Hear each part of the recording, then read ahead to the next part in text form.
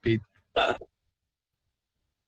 Bueno, mientras no me confundan con Jennifer López, no hay problema. Bueno, Bueno, para eso me pueden confundir a mí con Jennifer López. qué grande, maestra. No, usted es más linda. Mirá lo que te vengo a decir, Cristi. Un piropo de estos, ni Eduardo en sus mejores épocas te lo debe haber dicho. Claro, es verdad, es verdad. La próxima clase nos toca a mí, ¿no? Según el cronograma. Sí, en la próxima hablas vos y después no Sí. sé si ya tomamos el parcialito. Tenés que subir el archivo de menores de 16 años, ¿eh?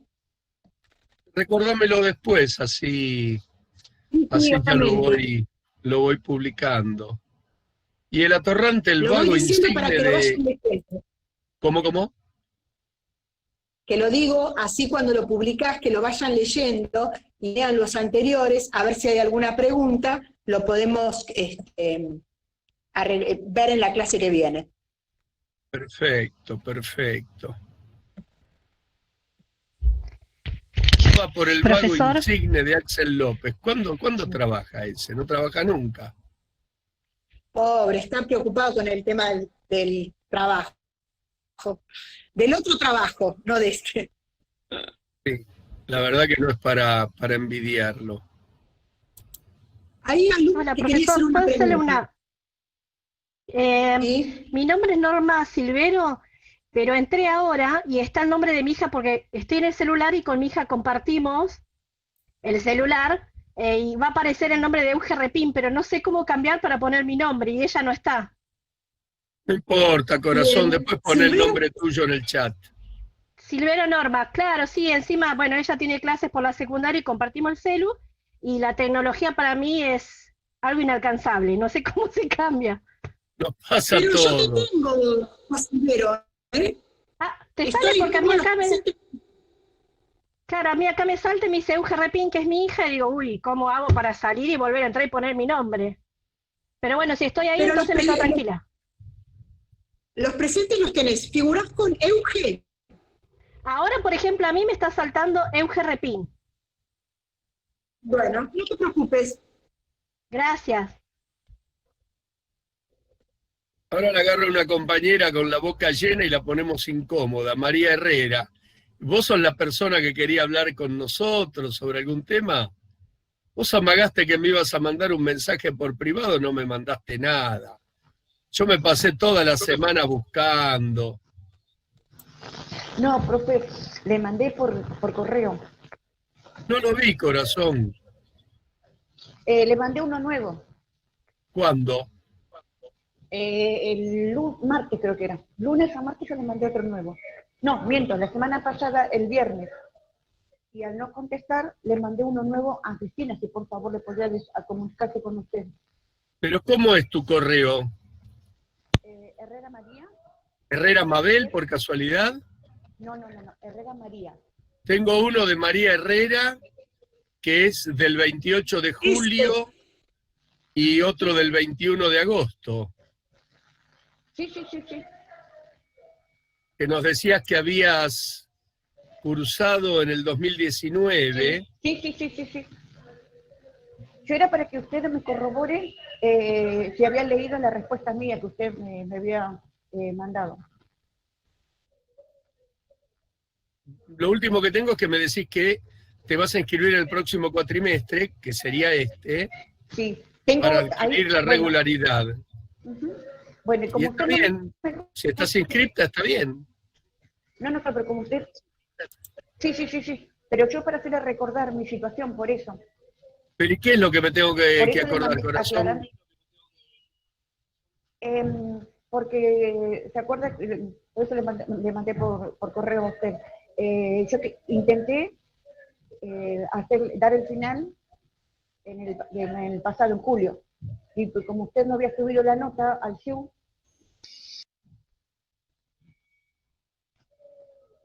no sé. Bueno, por eso, ¿Pero qué? si puede... ¿Pero vos tenés aprobada la materia? Tengo que dar final. Tenés que dar final. Bueno, Entonces dará final, no sé qué decirte. No sé Entonces qué tengo vamos que a ir hacer al yo. Yo le expliqué bien. ¿Cómo?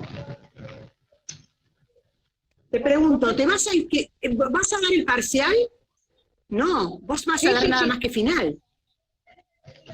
No. Sí, Tengo ¿qué? que dar parcial. Tengo que dar parcial. Bueno, por eso le mandé explicándole bien al profesor en el correo, por eso le comentaba que lo pueda leer.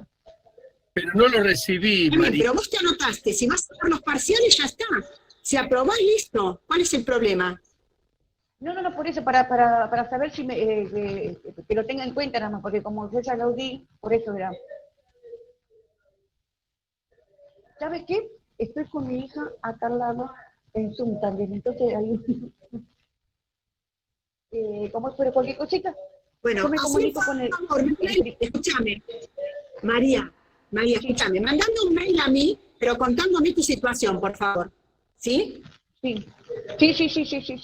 En vez de mail aclarándome que hablé con Ricardo, mandame un mail contándome cuál es el problema que tenés. Y entonces lo Sí. resolvemos así. Para no estar acá en el medio, ¿sí? Dale. Ok. Bueno, son los temas administrativos que siempre Sí. de vez en cuando algo surge. Y sobre todo ahora en esta época, ¿no? Con las dificultades que tenemos, que no están las oficinas trabajando. Yo me enteré el otro día que mis trámites jubilatorios están dependiendo de que me extiendan unas constancias y que no están. Así que bueno, qué sé yo, me quedaré en el aire hasta tanto se resuelva todo esto. Total, que es para un sociólogo estar 5, 6, 8, 10 meses sin cobrar, 3 años, ¿qué? No tenemos ningún problema. Por favor. Te tienen Yo que tengo pagar más igual. plata guardada que Cristina, con eso que Cristina Couselo, Con eso le digo todo. La otra no, porque no sé si la guardó en el ARSAT o en la Patagonia, la otra no sé. No, lo mandó a Marte por una ARSAT. Claro, o también se lo guardó el Papa en el Vaticano. Puede ser también buena idea. Yo como voy a ir calculo que el año que viene andaré por Italia, me voy a fijar en el Vaticano a ver si veo alguna baldosa medio floja o algo. Ahí meto la mano y me hago de unos euros.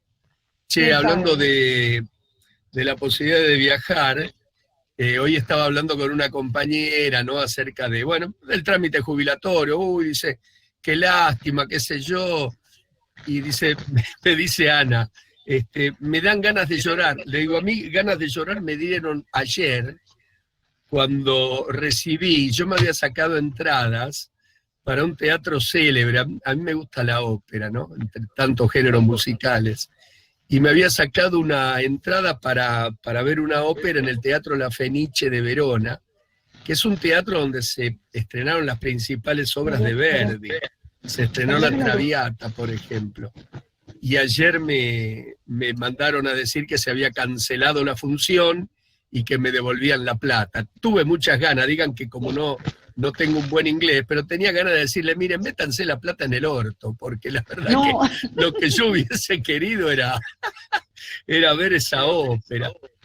Y me ofrecían, además de la alternativa de devolverme la plata, la posibilidad de que lo cambie por una función que tienen el día 2 de octubre. Y digo, ¿cómo hago yo para ir el 2 de octubre? Voy corriendo, porque los vuelos están cancelados. Así que esas son cosas que producen tristeza. No el hecho de no estar inscrito en una materia, no el hecho de jubilarse. Las cosas graves son esas. El resto todo se arregla. Bueno, vamos a charlar un cachito hoy sobre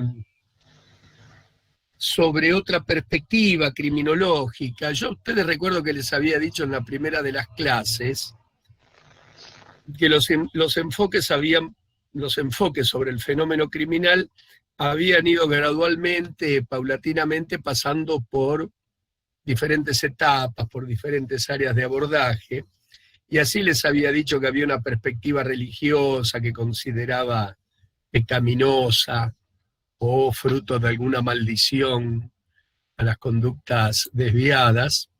Después hubo una perspectiva legal que era la de los clásicos que vimos en la reunión anterior, que consideraban simplemente el delito como un apartamiento de la regla, pero nada más que eso. No había ninguna maldición de por medio.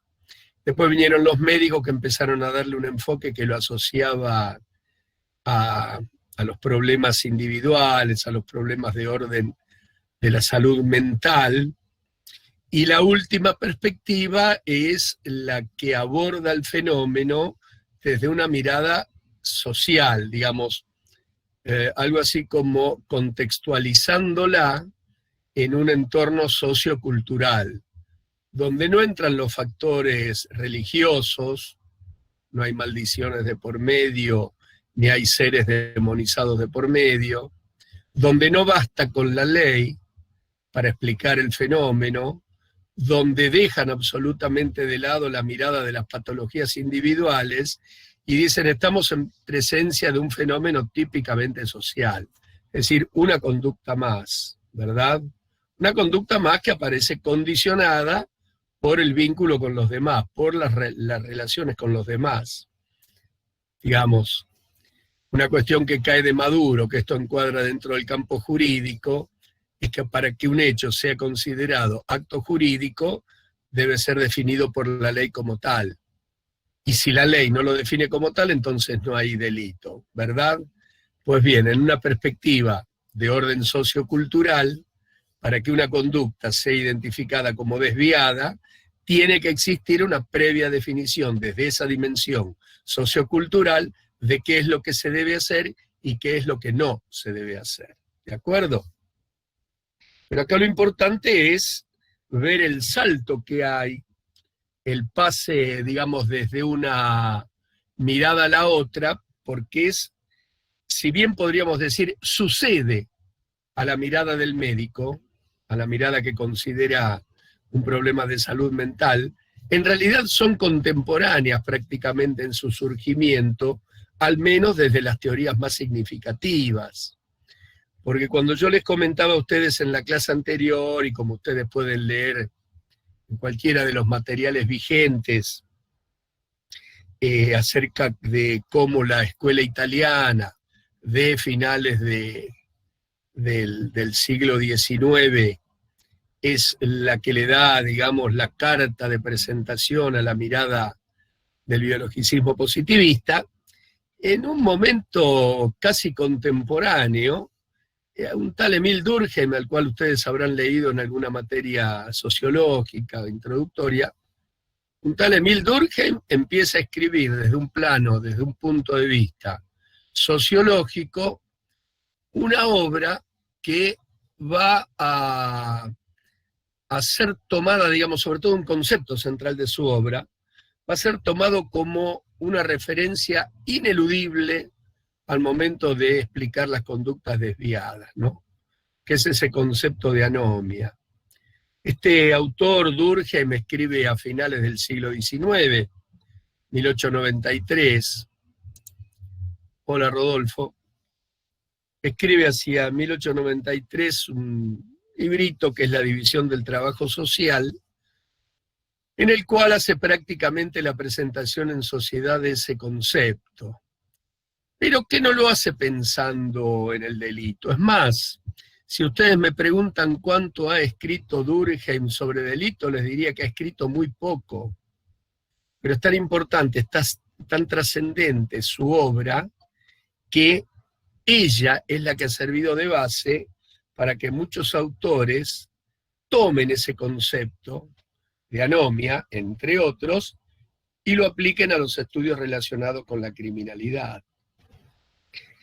Él en realidad toma algunos indicadores económicos, más puntualmente algunos indicadores que surgen del campo de las relaciones del trabajo.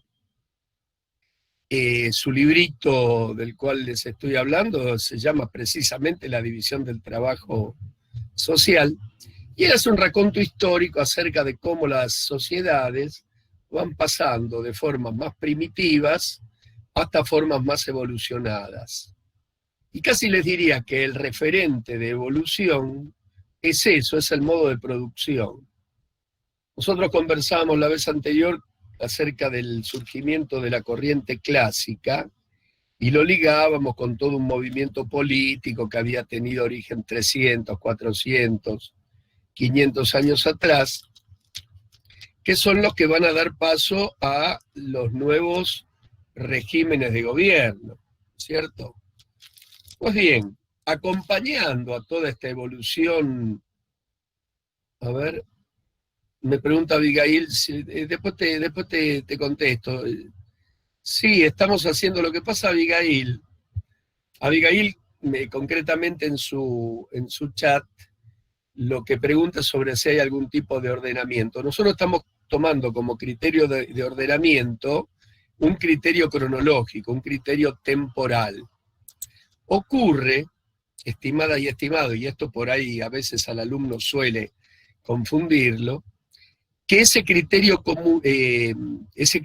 cronológico no necesariamente es una línea progresiva que va de un antes a un después, sino que a veces la exposición de los contenidos nos obliga a nosotros a hacer idas y vueltas en la historia.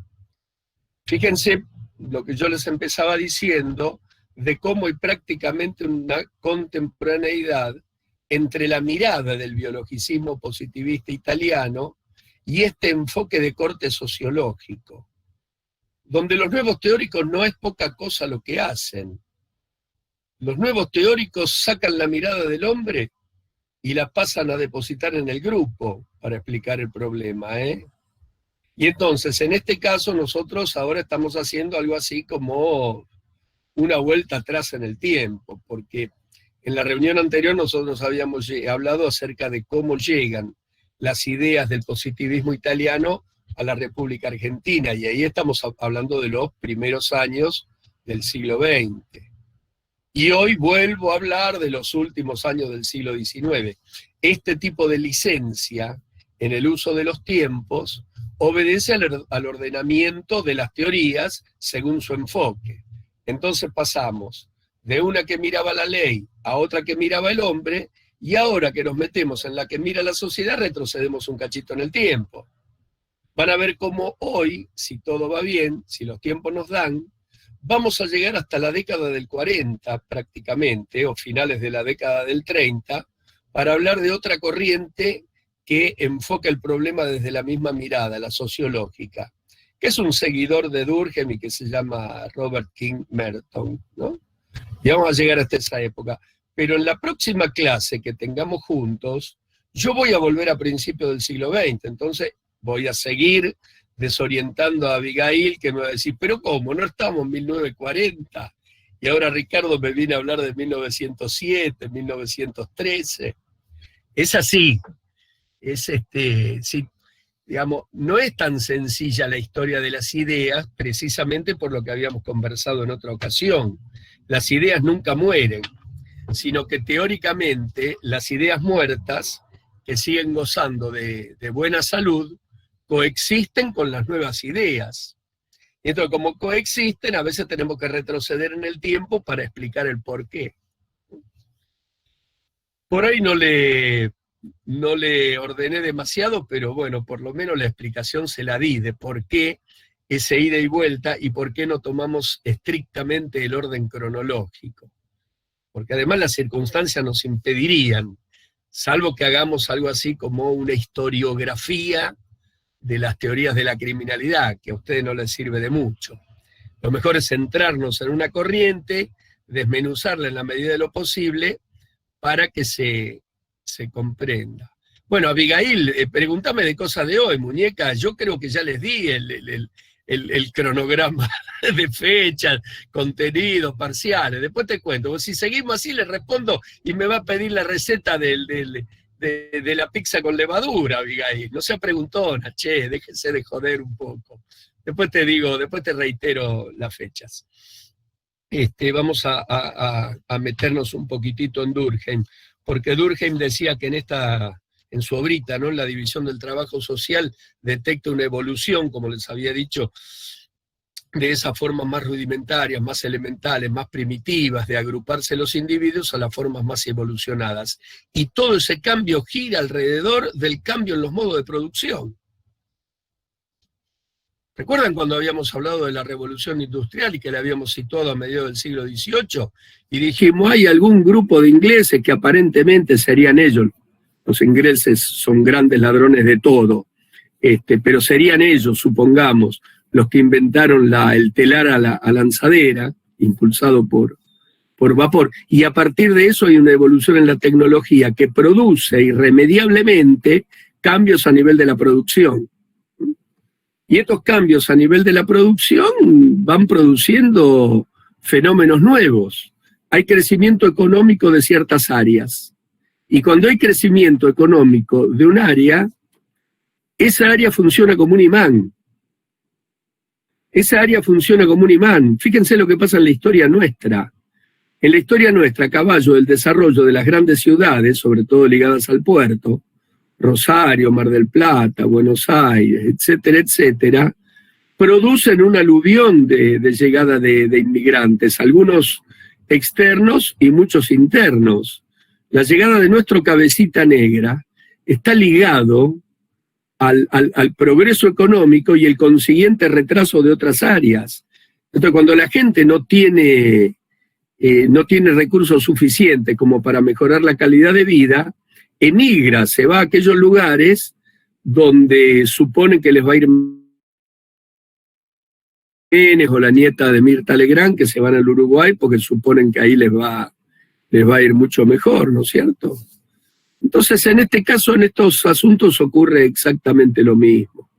Se produce a caballo del desarrollo tecnológico y la creación de nuevas fuentes de trabajo y por ende la aparición de nuevos mercados, aparece la concentración y el crecimiento numérico y en actividad económica en ciertas regiones, en ciertas ciudades.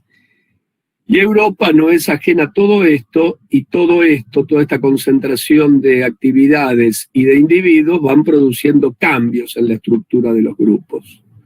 Una cosa es un grupo de pocas personas y otra cosa es un grupo de muchas personas. Cuantas más personas hay, mayor es la complejización de la dinámica, de la red de vinculaciones de los individuos de ese grupo. Entonces, en la teoría de Durkheim, que no es indiferente de ningún modo a este tipo de cambios, él detecta que se han modificado los vínculos entre los individuos de los grupos. Y él dice, ¿saben qué? En las sociedades tradicionales, en las sociedades antiguas, en las sociedades preindustriales, hay un modo de vincularse entre los individuos que es distinto al de las sociedades industrializadas y más complejas. Y él dice que él utiliza dos conceptos que ustedes los habrán visto, que es el de solidaridad mecánica y el de solidaridad orgánica, ¿no? Y él dice que en las sociedades elementales, rudimentarias, el vínculo es una solidaridad mecánica. Todo esto lo tienen en la bibliografía. Yo algunas cositas, lógicamente, voy agregando, pero los conceptos centrales ustedes lo tienen en la bibliografía. La solidaridad mecánica implica, nosotros decimos en nuestro librito, que una serie de partes relacionadas entre sí en torno de una serie de valores, de pautas, de normas rígidas, generalmente y compartidas por todos independientemente del lugar que ocupan en ese grupo. Un grupo organizado en forma jerarquizada, ¿no? Están los que detentan el poder de todo tipo, desde el poder de mando hasta el poder económico, y están los que están subordinados en esa estructura de relaciones. Pero todos comparten una serie de valores. Ahora, al complejizarse la sociedad, ya esa forma de vincularse, esa solidaridad a la cual él denomina mecánica como distintiva de los grupos preindustriales, pasa a denominarse orgánica. Y aquí él hace una analogía con dos estructuras con grados de complejidad diferentes. La estructura de una máquina donde las piezas se unen entre sí casi en una forma directa, como serían los individuos en una sociedad preindustrial, o la estructura de un organismo donde las piezas se ligan en forma complementaria, indirecta, pero todas necesarias, como sería típico de las sociedades industriales, el grado de complejización. Durkheim dice que este tipo de nuevas relaciones produce nuevas reglas. Y él estima, en esta primera publicación en la División del Trabajo Social, que estas nuevas reglas necesitaban de un proceso de adecuación de parte de los individuos, que más temprano que tarde, o más tarde que temprano, lo iban a lograr. Por ende, esta situación de desacople entre las conductas de los individuos con la nueva regulación era una cuestión transitoria. Este desacople, este desfasaje que producía, este desacomodamiento que acarreaba las nuevas reglas, él las va a bautizar como anomia, ¿no? Ustedes lo habrán visto en sociología, anomia viene de anomos, que es sin normas. Digo, no es rigurosamente esa la traducción que le podemos dar en el modelo durkheimiano, porque él no habla de una ausencia de normas, de un sin normas, de una anomia, sino que él habla de una falta de adecuación de los individuos a la nueva normativa. Pero, repito, con un optimismo envidiable, dice, no, pero esto es una cuestión transitoria, porque estamos viviendo algo así como las repercusiones de este cambio, pero el cambio se va a sentar. Lógicamente, viéndolo ahora a la distancia con el diario del lunes, nosotros podemos llegar a decir que Durkheim se había equivocado. Porque Durkheim lo que no prevé, y acá entre nosotros no tenía por qué preverlo, era que el cambio pasaba de ser una excepción a ser una constante. Es tan vertiginoso el cambio en las sociedades de 200 y pico de años a esta parte, 250, 280 años a esta parte, que hoy sería impensable prever algún momento de calma y sosiego en la vida de los grupos humanos, en la vida de las sociedades. ¿Saben a veces?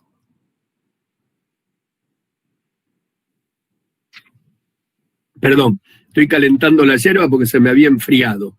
Entonces le echo un par de chorros de agua caliente seguidos y ahí se calienta la yerba. ¿Saben a veces qué se me ocurre a mí pensar, y a lo mejor algunos de ustedes pueden haberlo especulado en una ocasión? Que los momentos de calma que podemos llegar a tener, miren qué trágico, pueden llegar a ser los inmediatos posteriores a un desastre enorme como puede ser una guerra. Lo parecido que tenemos, porque uno vive, digamos, uno se pasa la vida especulando y corroborando o refutando hipótesis, ¿no es cierto? Bueno, yo por una cuestión generacional no he vivido de cerca guerras. No he vivido de cerca guerras, como no sé estas guerras internas que hemos tenido durante los 70, pero que era una guerra típica, no una guerra en el sentido corriente de enfrentamientos entre naciones y con los cazabombarderos por encima nuestro. Yo en el 55, cuando los de mayo era muy chiquito, era muy chiquito, así que ni siquiera recuerdo eso, que era lo más parecido a una guerra. Pero sí he vivido o estoy viviendo la pandemia, entonces cualquiera podría llegar a decir, bueno, la pandemia, que es una situación que nos compete a todos, que nos pone en peligro a todos, puede que produzca un apaciguamiento en las pujas, un apaciguamiento en las competencias, en los enfrentamientos, y nos lleve a trabajar codo en contra de ese enemigo común que es en este caso un virus. ¿Saben cuál es mi respuesta que tengo hasta ahora, con 6 o 7 meses de realidad? voy a responder lo que le decía Demóstenes, el gran orador, ¿no? A sus discípulos. Las pelotas, lejos de producir una cohesión, lejos de unirnos, está acentuando algunas diferencias de la manera que lo vemos nosotros habitualmente. Por ende, hasta por los años que me queden de vida, yo voy a seguir pensando que el cambio vertiginoso ya forma parte de una constante en nuestra vida. Y entonces Durkheim, si hubiese tenido la ocasión de vivir en el siglo XXI, como estamos viviendo ahora, no hubiese escrito muchas de las cosas que escribió y que para su momento fueron un avance, y que además era lógico. Yo quería asociar a Demóstenes con un término y no me salía.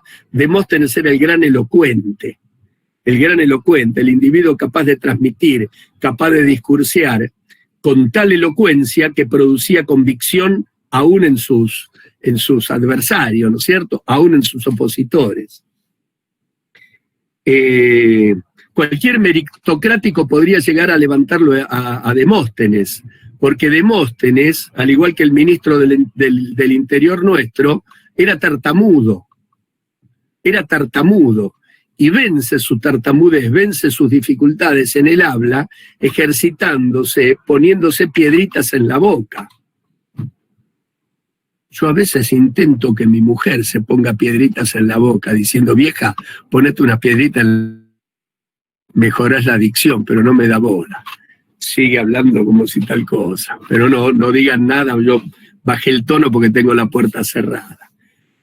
Bueno, y le decía que Durkheim bien podría haberse reservado la tentación o haberse abstraído de la tentación de escribir tantas cosas como escribió, porque lo primero que dice es que esta situación de anomia vino es transitoria, pero 4 o 5 años después escribe un librito, El suicidio, que va a decir, no, ¿saben qué? La anomia vino para quedarse, porque la dinámica y el cambio, el vertiginoso cambio, pasa a ser una constante en la vida de los grupos humanos. Él en su ilusión, Durkheim, pensaba que a caballo de los cambios sociales, las ciencias sociales, y se metía básicamente con la sociología, era quien tenía a su cargo la creación de una nueva teoría científica que vaya explicando gradualmente cómo era la situación, cómo era el estado de cosas, para lógicamente, con una nueva regulación, con un nuevo cuerpo normativo, y que los individuos vayan adecuándose a eso. Es impensable, digamos, es un ejercicio puramente intelectual y es casi, le diría, una expresión de deseos. Pero lógicamente lo estamos viendo hoy, donde ya el cambio, digamos, ya han pasado 150 años desde Durkheim. Entonces hoy estamos con el diario del lunes, ¿verdad? Bueno, cuando él escribe El suicidio, ya pasa a mirar el fenómeno principal que aquejaba a la sociedad europea de entonces. Durkheim es un gran teórico de los problemas que aquejaban a la nueva clase que había emergido en el centro del escenario político y económico, ¿no es cierto? Él miraba a los grupos de mayor poder y por ende miraba la problemática en la que se involucraban los grupos del mayor poder. El problema del suicidio era un problema latente y dramático para ese momento de la historia, porque aparecía con una determinada frecuencia, tal vez haya tenido la misma frecuencia que antes, pero bueno, evidentemente al darle bola descubren la repercusión que tenía el fenómeno ese del suicidio, y entonces él elabora una serie de subteorías en orden al concepto de anomia, donde dice que el estado de anomia se puede llegar a producir tanto en las etapas de miseria, en las etapas de penurias económicas, como en los momentos de prosperidad. ¿Por qué? Porque la anomia es básicamente una descolocación del individuo frente a la nueva situación. Y esta teoría, que es en definitiva una hipótesis, intentaba explicar el por qué se producían suicidios entre los individuos de real poder económico.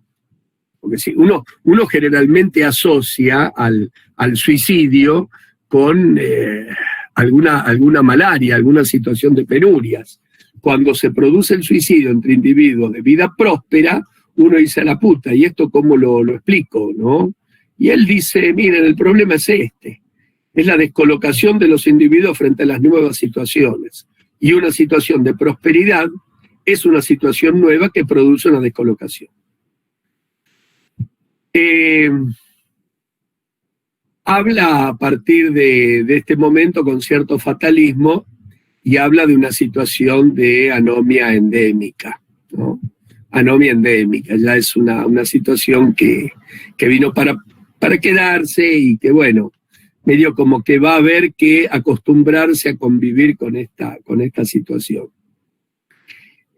Para él, toda sociedad posee esto que yo les decía hace un rato a ustedes, un poder regulador que toma la forma de normas, que toma la forma de valores, son los usos, son las costumbres, son las leyes. Y este poder regulador es el que mantiene medianamente la cohesión a pesar de todas las penurias. Y Durkheim va a decir, miren, acá lo que hace falta para que este poder regulador, que sería el equivalente, nosotros en el librito nuestro lo decimos, el equivalente conceptualmente a lo que es el control social, ¿verdad? Esta regulación, este poder regulador, lo que va a necesitar es de algún tipo de normativa, pero de aplicación efectiva, digamos, tanto como para mantener las reglas de convivencia, ¿no es cierto? Cuerpo normativo de aplicación efectiva, vale decir que las normas se apliquen.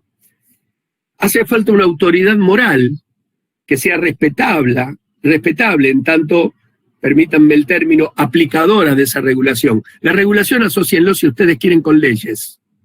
No es exactamente porque es mayor, digamos, la normativa regulatoria comprende también a las leyes, pero hay otra serie de normas, de usos, de costumbres que conforman parte de este poder regulador. Pero vamos a asociarlo aquí, en este espacio, total después no nos escucha nadie, vamos a asociarlo con la legislación, ¿sí?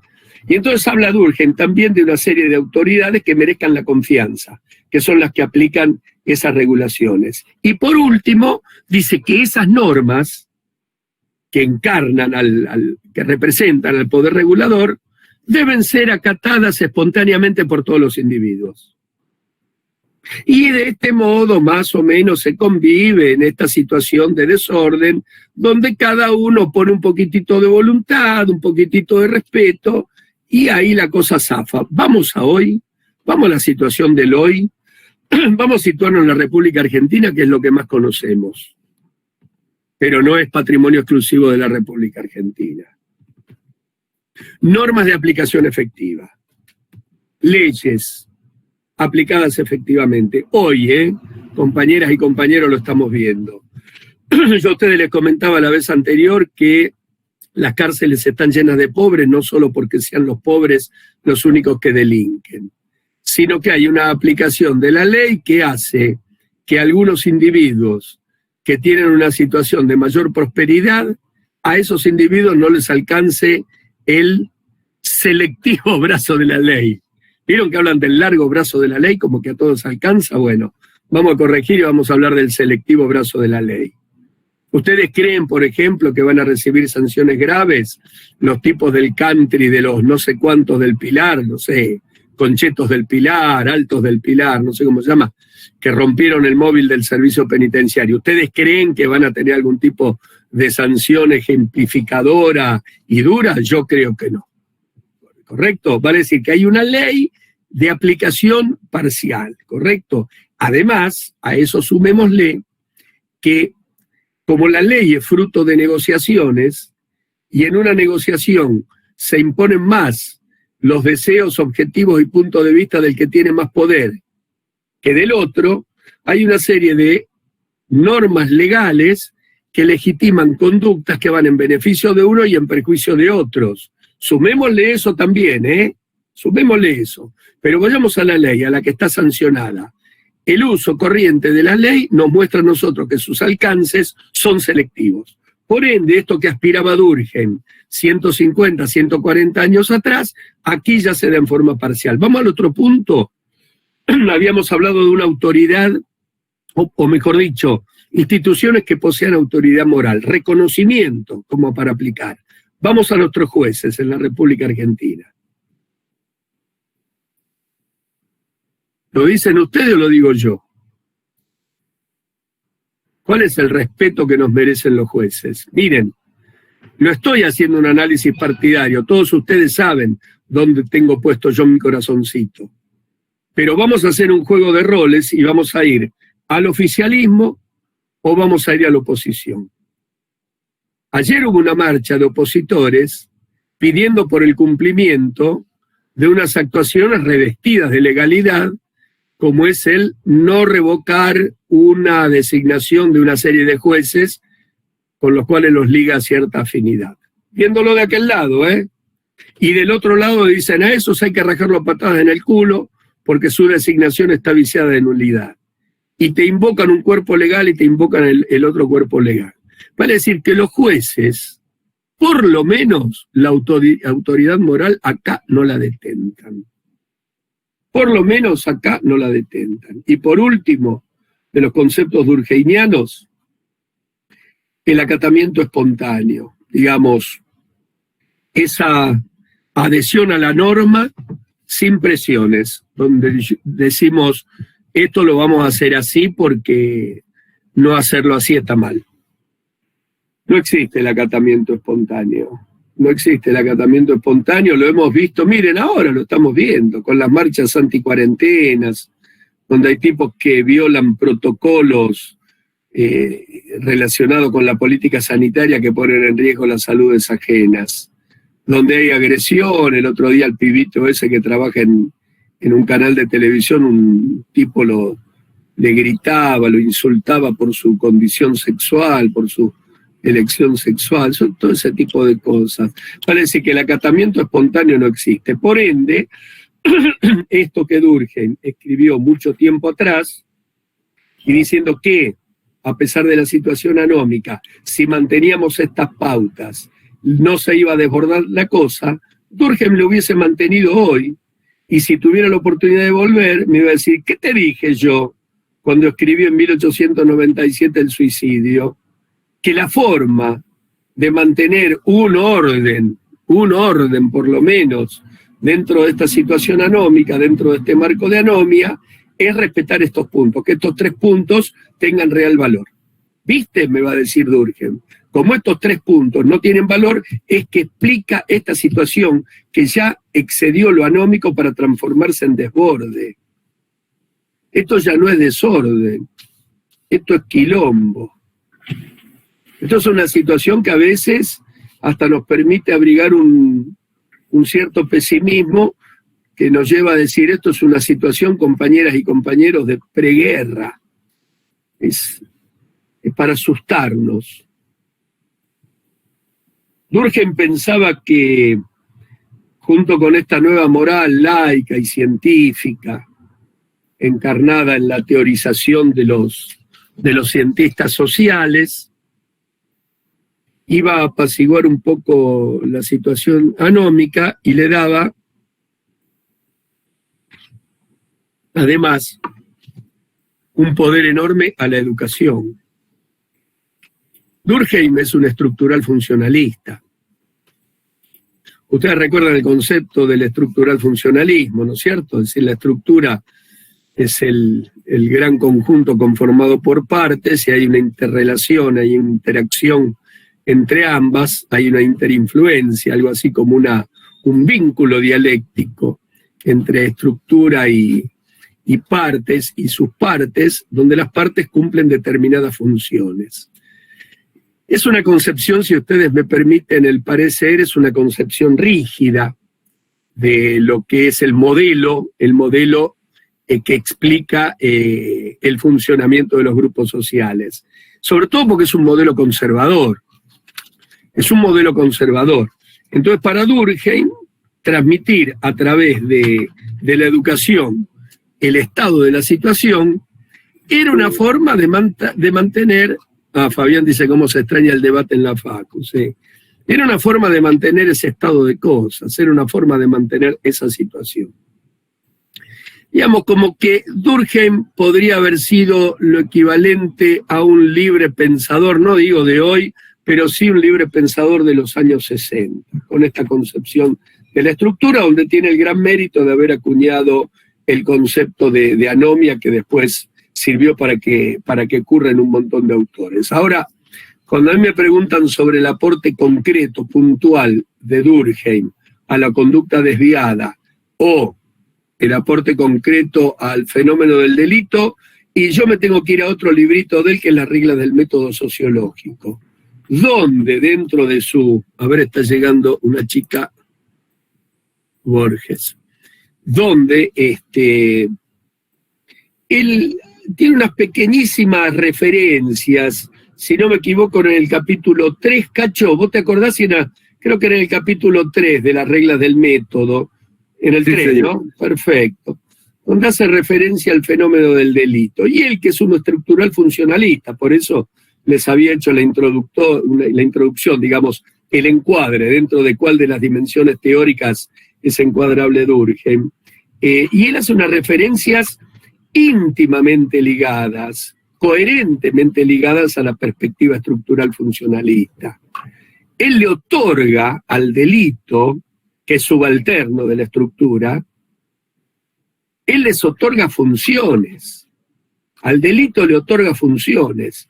Dice, mire, tiene una función, en primer lugar, es normal. La función de normalidad. Y lo dice desde un punto de vista, él tiene algún par de conceptos acerca del delito que para la Francia de entonces, posterior a la Comuna de París, deben haber sido conmocionantes, ¿no? Pero es un virtuoso porque explica el porqué. Es un virtuoso. Te deja conforme. Como esos que te cagan y que te explican y te quedas conforme. Bueno, Durkheim vendría a haber sido algo parecido. Él dice que es normal porque no hay sociedad que en grados similares de desarrollo no tengan cuotas de delito. En esa medida es normal. Vamos al otro. No deseable, ¿eh? No normal como sinónimo de deseable, como sinónimo de bueno, como sinónimo de útil.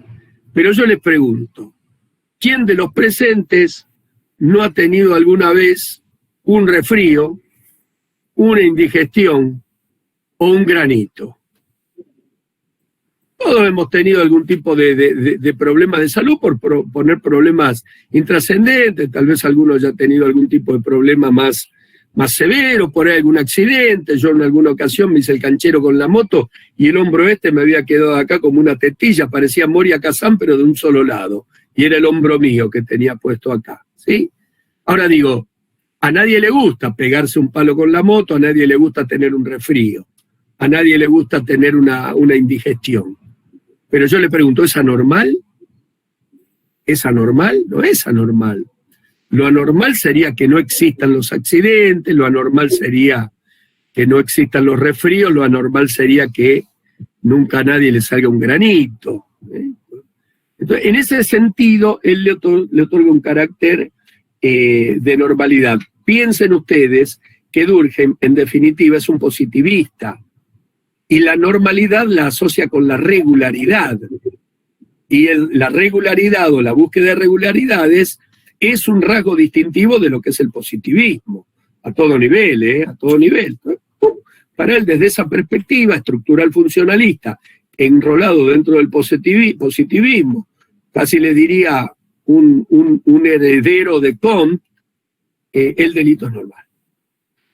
Pero no conforme con el tortazo que produjo, hablando de la normalidad del delito, Durkheim se nos va a despachar otorgándole al delito, además, la condición de útil. Lara dice que para Durkheim la sociedad no es, a ver qué dijo, era un cachito. No es armónica. Que la sociedad no es armónica, pero debe serlo. Armónica, pero debe serlo. Sí. Nosotros podríamos llegar a decir que concibe Durkheim una armonía diferente.